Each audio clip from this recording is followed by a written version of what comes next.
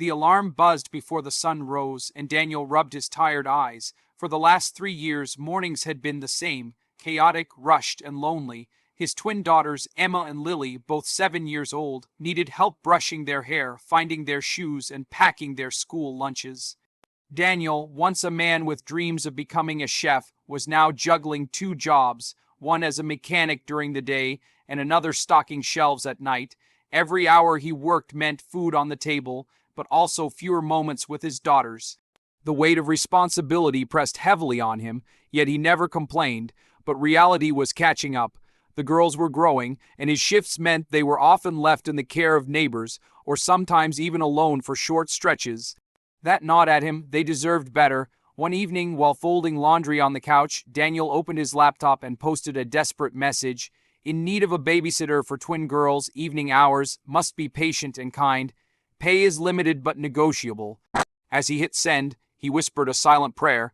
He didn't need someone fancy. He just needed someone who would treat Emma and Lily with the love they deserved. The very next afternoon, the doorbell rang. Daniel opened the door to find a young woman standing there, dressed in simple jeans and a cardigan. She introduced herself with a warm smile.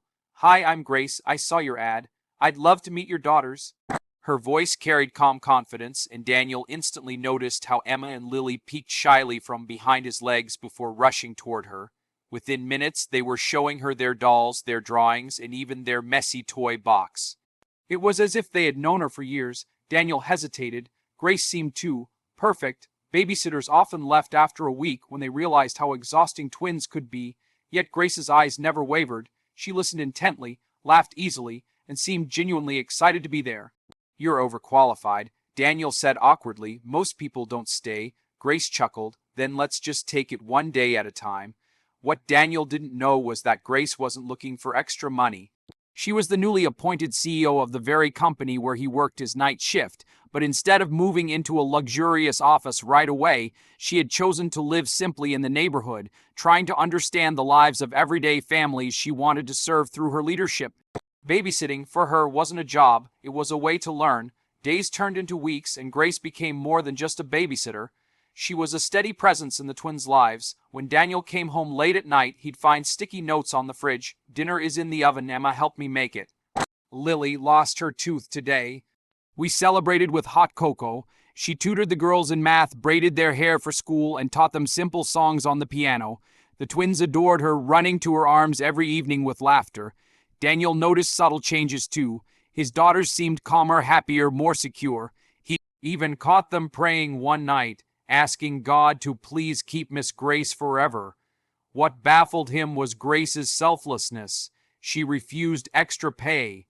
When Daniel insisted, she would smile softly and say, "I'm not doing this for the money."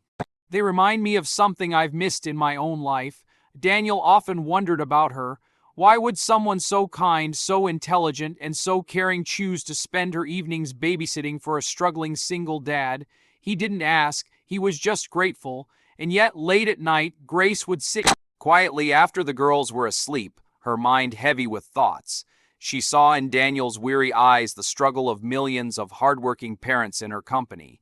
She saw the gap between the boardroom decisions she'd soon be expected to make and the real people who lived paycheck to paycheck.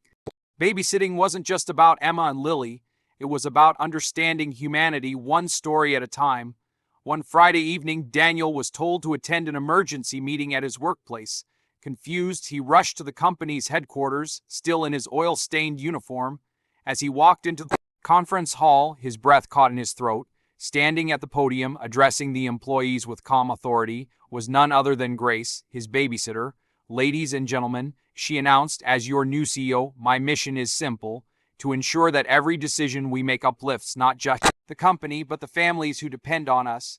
Daniel's heart raced. He stood frozen, replaying every moment. The meals, the bedtime stories, the little notes. She wasn't just kind, she was powerful. When the meeting ended, Grace's eyes met his. She gave him a knowing smile, as if to say, "Now you understand." Afterward, she approached him quietly. "I owe you an explanation," she said softly. "I didn't want to lead this company without truly knowing the struggles of the people who keep it alive. You and your daughters showed me more than numbers ever could."